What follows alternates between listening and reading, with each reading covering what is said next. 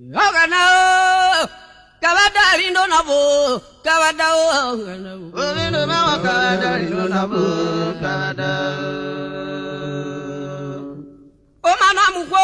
Kavada lindo nabo Kavada ogana Lindo Kavada lindo nabo Ayo sono bruwede Lindo Kavada lindo nabo Kavada Ayo mana muko Sono Kavada lindo nabo Ayo bieru robo Sono Kavada lindo nabo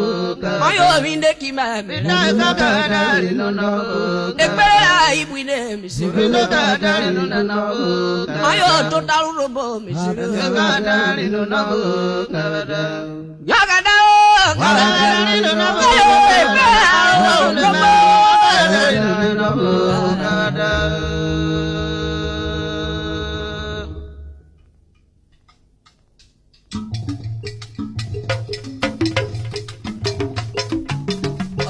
Dia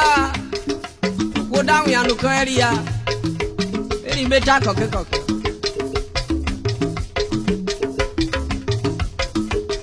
asari na manya ru re sheri ora pokoro no woko o mabluroko ilolo bilolo ilolo ilolo ilolo ilolo ilolo ilolo ilolo e ya karo wa lo so shaporo we oro bari gba be mura kona o ilolo ilolo wa do ilolo ilolo ilolo ani ilolo ilolo na ilolo ya karo wa so shaporo we oro bari gba yo na pana na wa me ilolo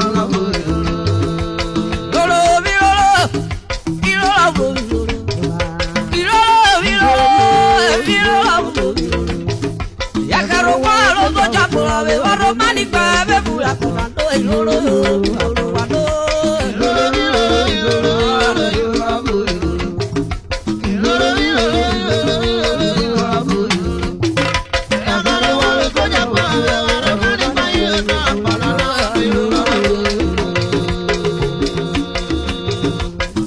dia yo mari koko bi on aveja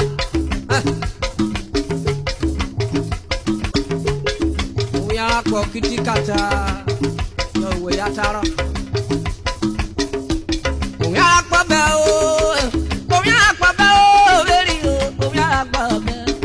ya ri o ina ko mu na ro paru we wi ande no ma o ya pa be kwa o ya pa be o ya pa be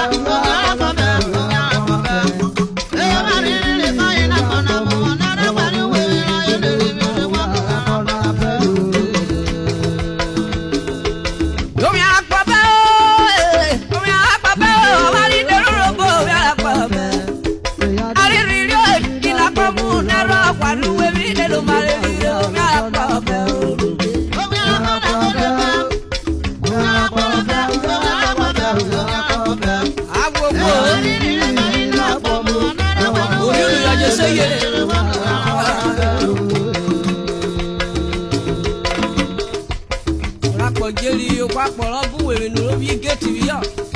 geti da re kai mu dia karo ko yo o fo le geti be sa kere eh ma pe do ya ri yo ida ko mu na ro kwa ru we bi ra ile do ma yo ya pa be o ti gbe ma lo ya gbo be yo pa na be jogwa tu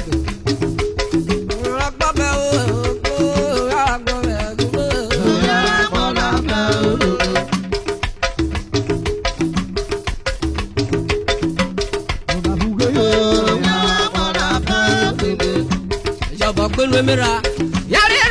ina komu ndaro kwaru we mira de do ma okura ko korigo oje ta so tuvo ya brigo na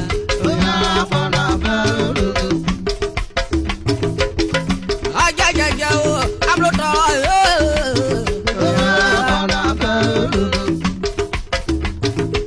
ari ri ko ina komu ndaro kwaru we de do ma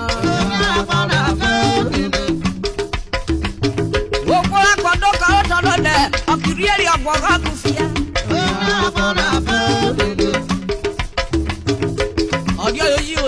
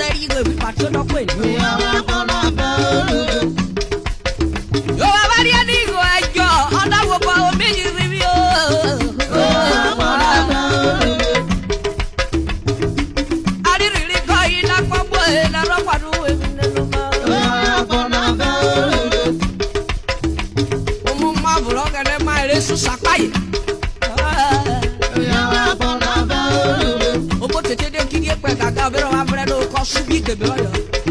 aquele homem lá bem